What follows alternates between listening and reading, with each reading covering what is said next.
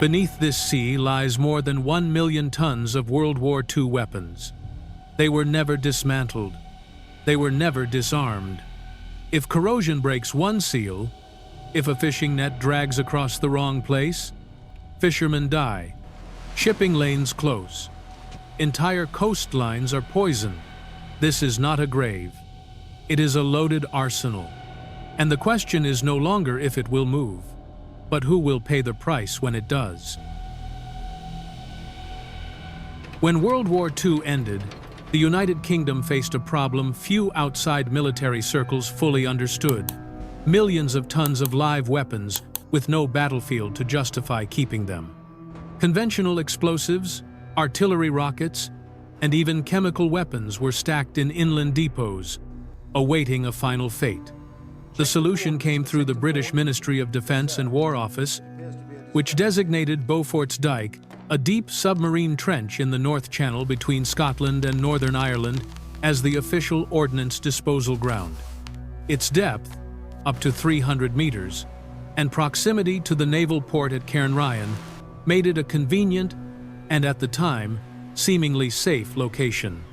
Between 1945 and the early 1972s, government-directed operations saw ships loaded with surplus ammunition and chemical canisters sail from Cairnryan and empty their cargo directly into the trench. Records from the period are fragmentary. Many logs were not kept or were later lost, and detailed documentation of dumped tonnages and specific units is sparse. But Ministry of Defense estimates and corroborating historical research place the total at well over 1 million tons of munitions, including phosgene-filled artillery rockets dumped in July 1945 alone. At the time, officials believed deep water would isolate the danger. Few contemporaneous assessments weighed long-term corrosion, environmental contamination, or the risk to civilian activity in the busy Irish Sea. Subsequent assurances of safety have been repeatedly challenged as unexploded ordnance and phosphorus bombs began appearing on nearby beaches, forcing bomb disposal operations and raising questions about the original decisions. This was a bureaucratic decision with strategic logic in 1945, not malice that failed to anticipate the price coastal communities and fishermen might pay decades later. Among the weapons dumped into Beaufort's Dyke were not only conventional explosives, but chemical munitions materials fundamentally different in how they behave once released into the sea. Some of these weapons contained mustard gas, a chemical agent already infamous during the war. Unlike bombs or mines, it was never designed to destroy through force. It was designed to destroy through contact. In cold seawater, mustard gas does not disperse. It becomes heavier than water. It sinks, settling into the sediment where light never reaches. Encased in steel shells, these chemicals were expected to remain sealed, but steel corrodes. Decades underwater weaken casings that were never meant to endure permanent submersion. When corrosion finally breaches a container, the agent does not dissolve. It congeals into thick, tar-like clumps, remaining toxic for years. Exposure is not always immediate. Mustard gas is absorbed through skin. Damage continues beneath the surface, unseen at first. Hours later, blisters form. Tissue begins to die. What appears minor can progress into deep chemical burns and necrosis that are slow to heal and difficult to treat. For fishermen operating in the Irish Sea, the danger is not theoretical. Trawling nets dragged across the seabed can pull contaminated material back to the surface. When handled unknowingly, it does not announce itself as a weapon. It looks like debris, like residue. This is not a hazard that explodes. It lingers, and once released from the seabed, it does not stay where it was buried. The ROV touches the seabed. The lights ignite, and the frame fills instantly. Not with rock, not with wreckage. Weapons.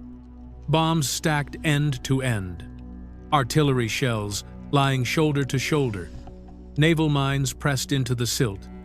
There is no empty ground, no safe edge for the eye to rest.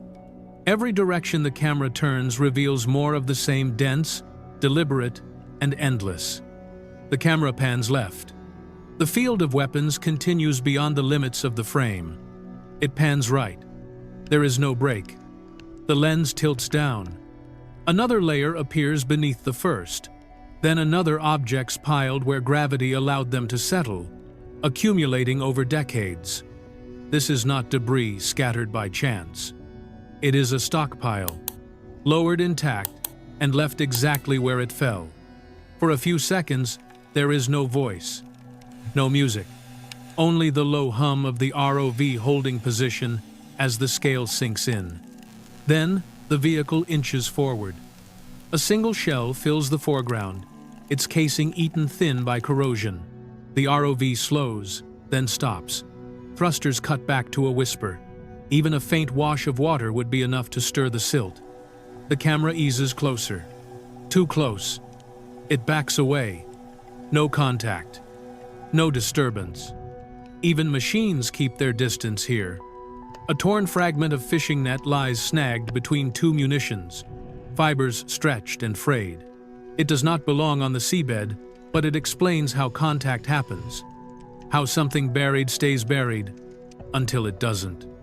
The ROV resumes movement, carefully threading through a landscape that leaves no margin for error. Weapons slide past the edges of the frame, disappearing into darkness that promises more of the same. This is only the entrance, and everything here arrived intact. The ROV slows. After the overwhelming scale of the trench, the camera no longer searches the horizon. It begins to choose. A single bomb rests half buried in silt, its casing intact, its fuse untouched.